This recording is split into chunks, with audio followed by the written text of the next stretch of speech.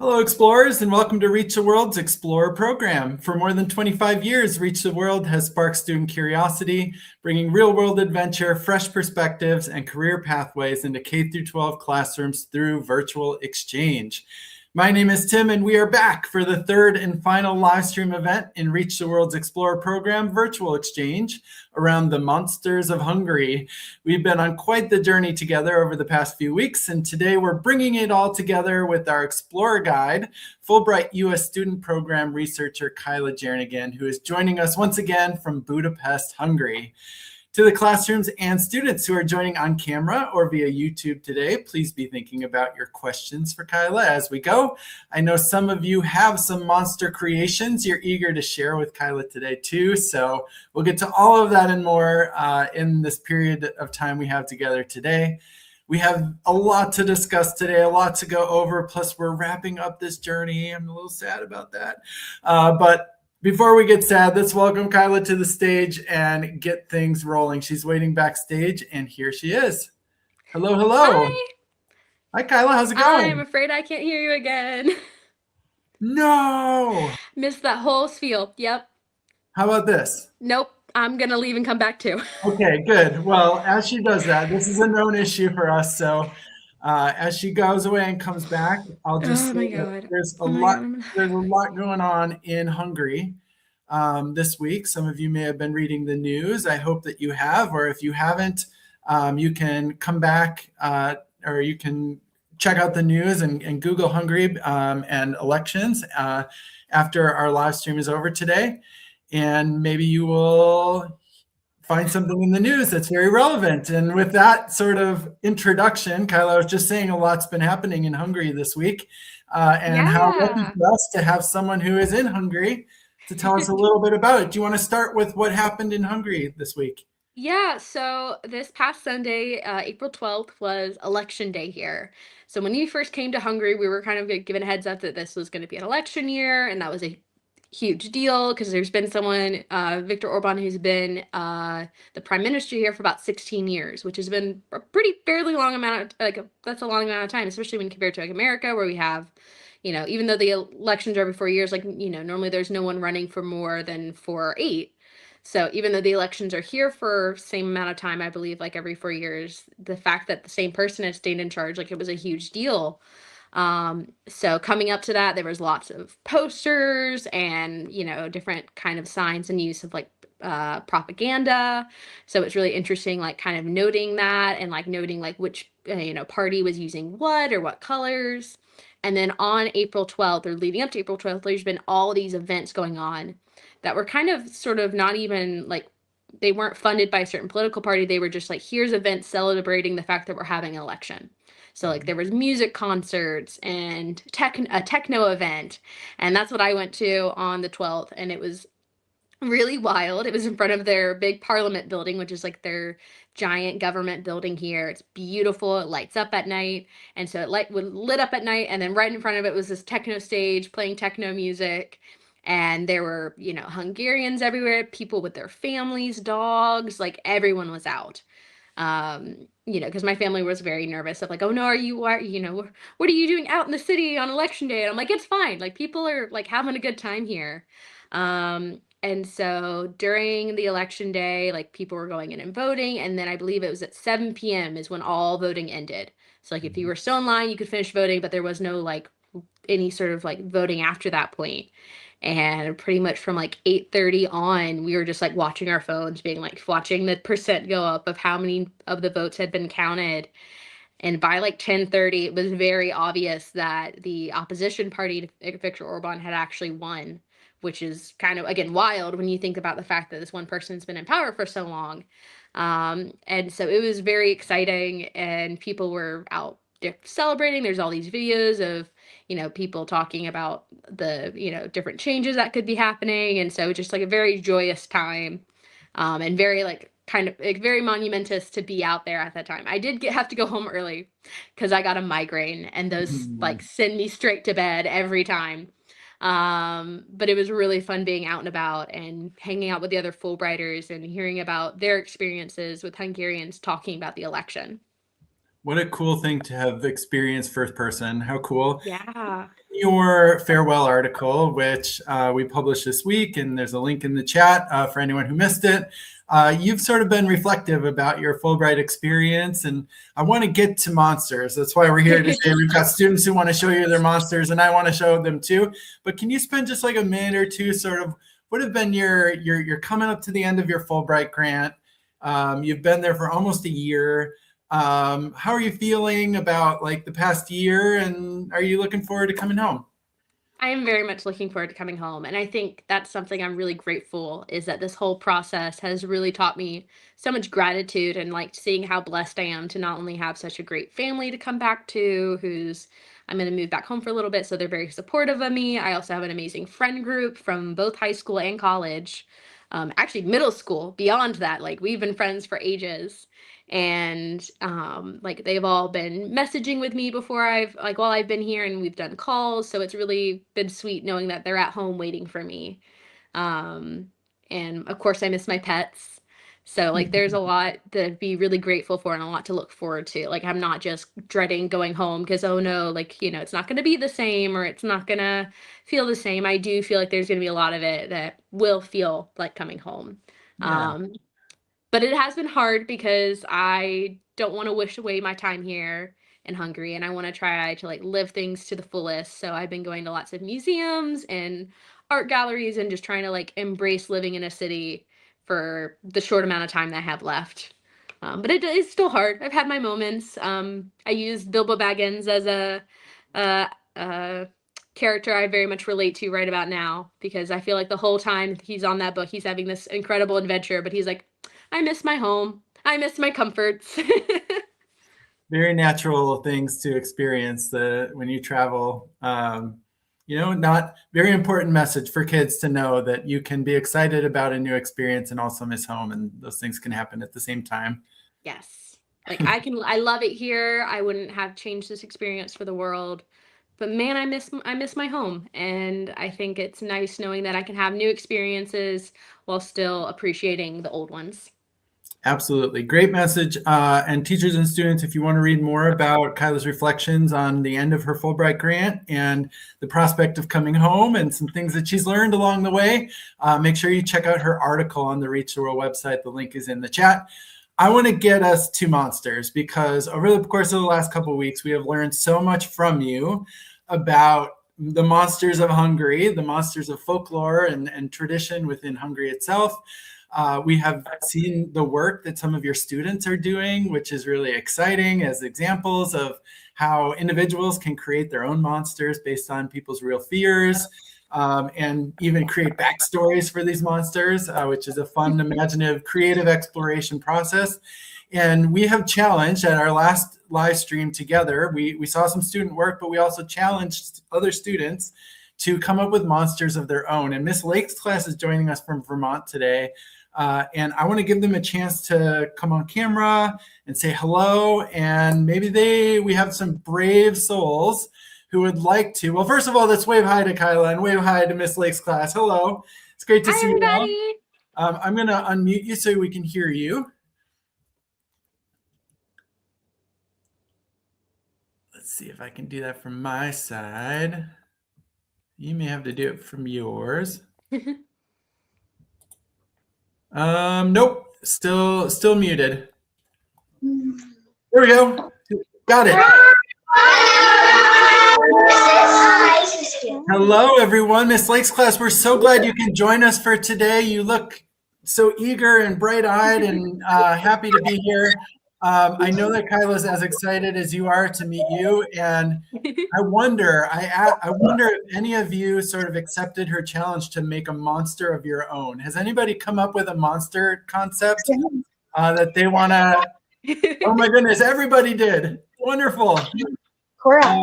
Is there a brave individual who might want to be the first person to step up to the camera and tell Kyla about the monster?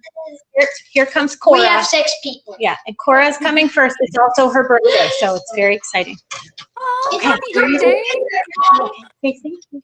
Okay, can you show it so they can see?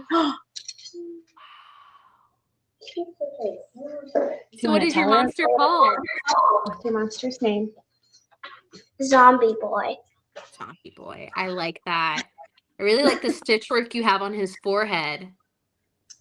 Like the lines. Can you tell me a bit about him? What is his story? She's a little shy. You want to tell what his problem? Do you have a problem that you're trying to help him solve?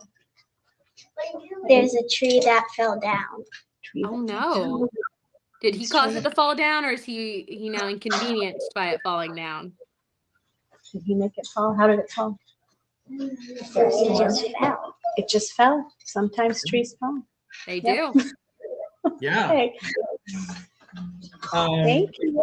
It looks really, really cool. Is that I just have one other question. Is that a crown on his head? Yeah. Yeah, so he's royalty. That's really cool. That's a good backstory. Very nice. And happy birthday. Way to be the first brave person to step up. That's not an easy job. Okay, how about Levi? Do you want to show your monster? Yes. Okay, here comes Levi. He's a good drawing. He's a good artist in this class. Hold it up. He's like the best artist in class. Yes. Wow. So what can you monster's tell me a cool. bit about your monster? I see that it's got a bunch of eyes and it's purple. That's a unique color. Yeah, so tell about it. The name and stuff. I named him Zeor because supposed to like an opposite name of what he is.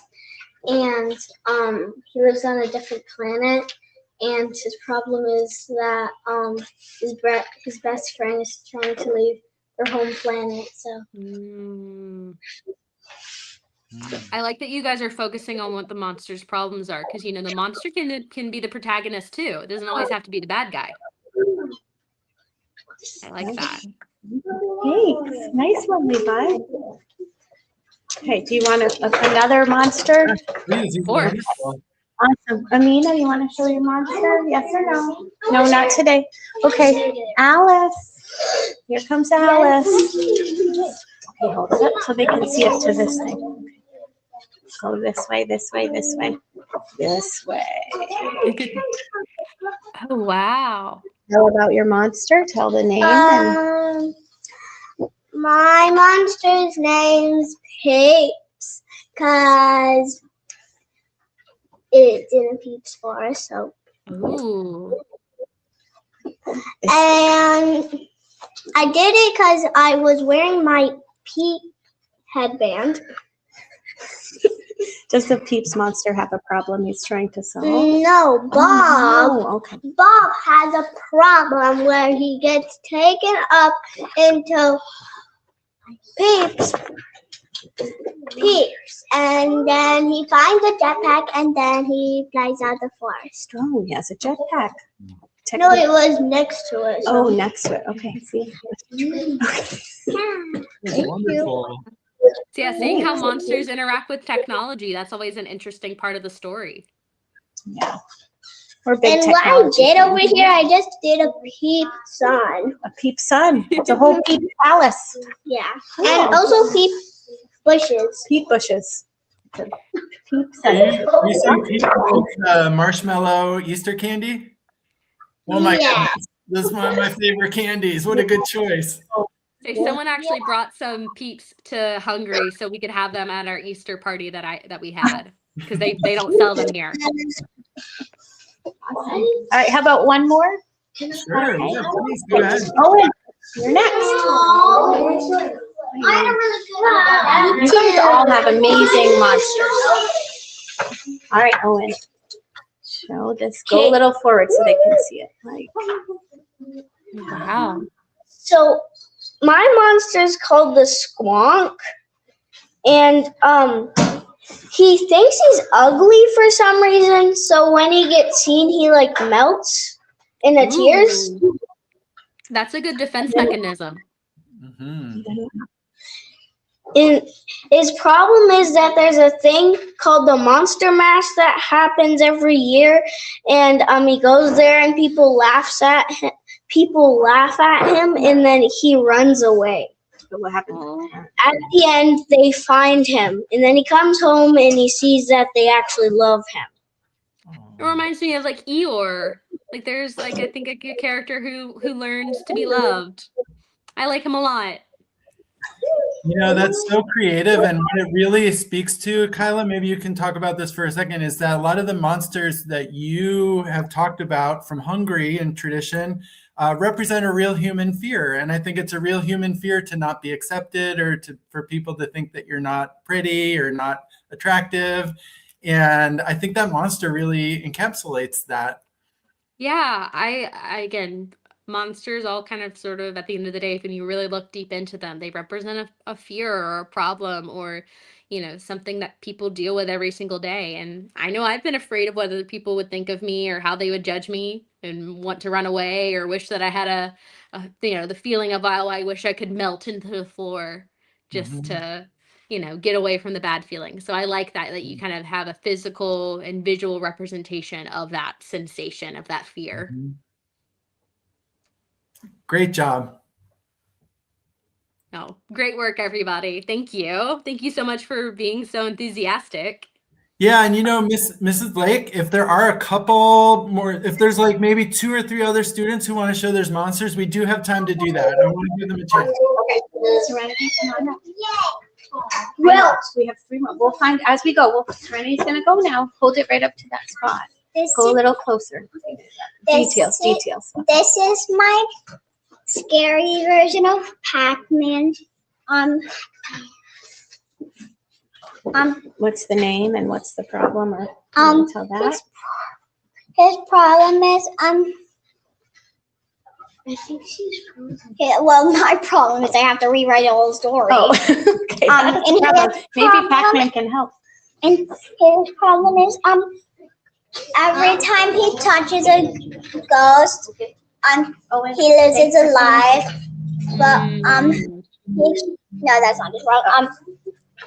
Everybody runs away from him because he's scared. He's scary, and when he catches his prey by taking his tongue, going like this, he swallows them whole. And one more thing. And these are little things. These are his gills because he can swim in the water. And he actually doesn't eat anything but the organs in the heart. Oh my gosh. Oh, wow. I mean, a lot of animals do that. So I think that you've taken some really great nature notes. We had a science program about animal defenses, so it kind of got all mixed together. Okay, go ahead a little closer. Look at that face. What's your monster, and tell us more? My monster is a creature that lives in the woods, and the problem is that it's kind of similar to another one. It gets like scared out of the woods, and then it like comes back because still kind of thinking, Still working on it. still working on it. Awesome. I like the eyes One on that more. one. I know the face is really expressive. Can I ask a question for our friends in Vermont? Do you have a lot of forests around you? I'm picking up on maybe a common fear of the forests, of the woods in this group. Yeah, we have one right out there. We go out there all the time. I don't know. I have a fear of forest getting lost. Yeah, that's real. It is. Okay. Last one is Phoebe. Here she comes. I'm gonna go a little bit closer. My monster is named Toothless, and he has a friend named Evil. But yeah, there's a lot of different problems in his story. She has Like what? Tell us one of the problems. Well, they collected berries together, and then the berry basket disappeared, and they didn't know where it went. So that was a big problem. Yeah. And then they just never found it, and just collected more berries. Way to solve it. So I see that, like, again, you've got another one that lives in the woods. So I think that's that you're right, Tim, about that being a common theme. Thanks, Phoebes. Thanks so much. Yeah, of course. Miss Lacetus, thank you so much for being brave and sharing your monster ideas with Kyla. Can we give Kyla a big thank you? Thank you. Thank you, guys. Yay, thanks. Wow, amazing. So much creativity. How fun. If you were, Kyla, for all the students who are sort of taking on this monster design challenge, maybe offline, couldn't be on camera today, when you have a concept like that, you know, we saw 10 different variations over the course of the last 2 live streams about really creative monster concepts that come back to the same fears or, you know, some aspect of what you've spoken about. How can these students take, you know, something that's an idea or a 2-dimensional drawing? How can they start to think of it as a costume or a mask? Or like, what would you recommend if they wanted to take it to, maybe they want to make their own Halloween costume. Maybe they want to, you know, create something similar to what your students in your studio are doing. What are some next steps that they could do? Yeah, so I think the biggest thing is to just keep making drawings of it. Like once you have that first drawing, like you maybe do some other ones, maybe try different colors, really get, you know, give yourself lots of different options. And then when you finally landed on something you really, really like, then it's supply gathering time, which is my favorite time. So maybe you grab some cardboard or some old, you know, clothing or, you know, bed sheets that you don't use anymore. You know, ask your parents' permission before you cut anything up, because I've been there before. And, you know, start putting things together. If you don't have a sewing machine, glue a lot of times works really, really well, hot glue. And even there's some, you know, lots of videos out there on how to do basic hand sewing. I also think a great way to like bring your monster to life, maybe not in like a huge scale, but you could always use like clay or Play-Doh and sort of build something more 3D. So maybe that's the, you know, after you do your drawing, maybe you do a sculpture of it. Some of my favorite artists out there, they do monster mashing, where they take apart children's like animal plastic figurines and then put them back together to make a new creature. So I think that's you can have some fun ways of like, you know, getting, you know, using sculpting, using other animals to like, you know, imagine what another monster would look like, and then actually start moving into, you know, using cardboard or old trash. I'm trying to think, like one of the students, she's, you know, stuffing these hands with either, you know, old newspaper or, you know, pillow fluff. And you just get creative. It's really fun to get a little messy, get some paint on your hands and see what you can come up with. Excellent. Great advice. For any of our classrooms who are watching online, if you have any questions you want me to pass along to Kyla, put them in the chat. I'll add them in sort of the closing minutes of our conversation today. I was just going to say, I think the scariest one for me personally of the group that we just saw was the Pac-Man one that had like the veins on it. From my view, they like looked like it was something that you expect to see a certain way, and it like looks very different. There's like something that you look at it and it's like, that's not quite right. Yeah, the uncanny valley effect. Okay, so we got a chance to see some amazing student work. We've learned so much about monsters. Over the course of the last couple of weeks, we've learned so much. Like, Kyla, how can you wrap this up for us? How can you sort of put this new knowledge that we have about monsters and folklore and Hungary into context?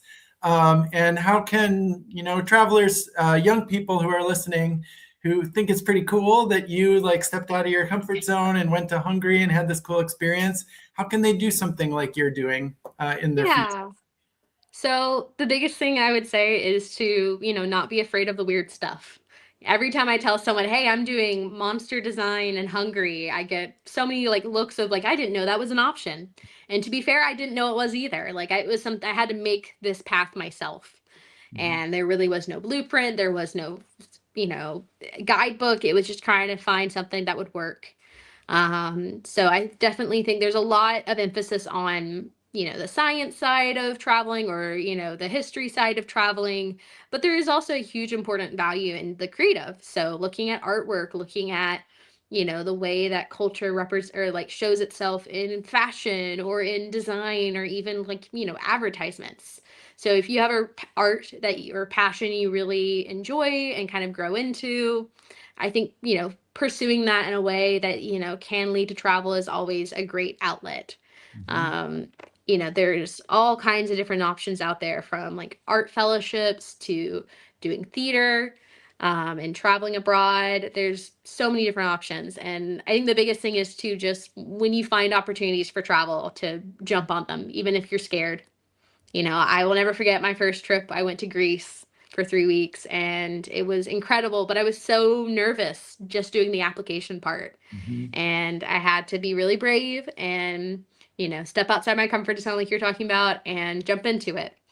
And these experiences have, changed me for my entire life. Like I, viewed the world completely differently because of it, because you're exposed to so many different new ideas and experiences. So I definitely highly recommend, when you find opportunities for travel or to pursue opportunities for travel, and to stay creative. And when it comes to Monsters in Hungary, I hope that you're, able to learn about a country that you may not have learned about before. I was, when I first was looking into Fulbright, I was kind of told to go off the beaten path. And I'm really glad that I have, because it has kind of allowed me to learn about a lot of things that I wasn't taught in history, or that I wasn't taught in this sort of detail. And then with monsters, I think that you can analyze almost any monster and gain a deeper level of knowledge, whether it's about, the writer or the artisans of the film or the game or the book or the, whatever it is. You're gaining knowledge not only about the designers who created the creature, but also around the world that media reflects. So it's just another lens to look at the world through, look at movies through. And I hope it, provides you some extra joy, maybe even just a little bit of extra trivia of being like, well, did you know that vampires are actually based on the fear of disease? And you get to pull that trick out of your pocket at the party, And I feel we've had plenty of evidence to show that young students in particular, like those of you who are following this journey, have so much creativity and good ideas that you don't need to be a Fulbright scholar expert to dive into the world of creating your own monster. That may start you down a path that you can take in a more academic way, but your creativity and ideas are just as much exploring the world as anyone else who's out there exploring the world. You just gotta, I love the analogy of finding your own path, because you certainly did that. And I feel like designing your own monster is also finding your own path. Exactly. Kyla, what's next for you? What are you looking forward to after this? Maybe it's too soon to ask that. It is a little, I'm still looking for jobs. I'm still trying to figure out, I know I'm going to be home for a little bit. And I think that's what I'm most excited for, is to just, see my family, see my pet, see my boyfriend, and sort of get to reconnect back with that. But I don't know, there's part of me that really wants to keep pursuing down the path of an artist, maybe try some different mediums. I'd love to get more into digital art, or even like voice acting, different, like go back to my acting roots. But I've also thought about completely pivoting and going into psychology and exploring more the like psychological side of monsters and art. There's a lot of different options ahead of me, and I think that's, I was told recently, I was talking to someone about Fulbright, and I told her like, oh, I thought Fulbright would give me more answers. She's like, nope, Fulbright always just gives you more questions. So I'm walking away with this with more questions than answers, but I think that's okay. Yeah, that's pretty exciting. Well, I know whatever's next is going to be amazing. You've been an amazing Explorer host for this virtual exchange. For any students who created a monster and did not have a chance to share it with Kyla, if you want to snap a picture of it and email it to me, I'll send it on to Kyla. Have your teacher email it to me. I'll be happy to send it on. So she can see what you created. I also really secretly, not so secretly, like seeing these because creativity is so exciting to see. I am really sorry to say, though, that that's about all the time that we have for today, and that this marks the end of what has, for me and for all of us, been a really amazing virtual exchange expedition to Hungary with Kyla.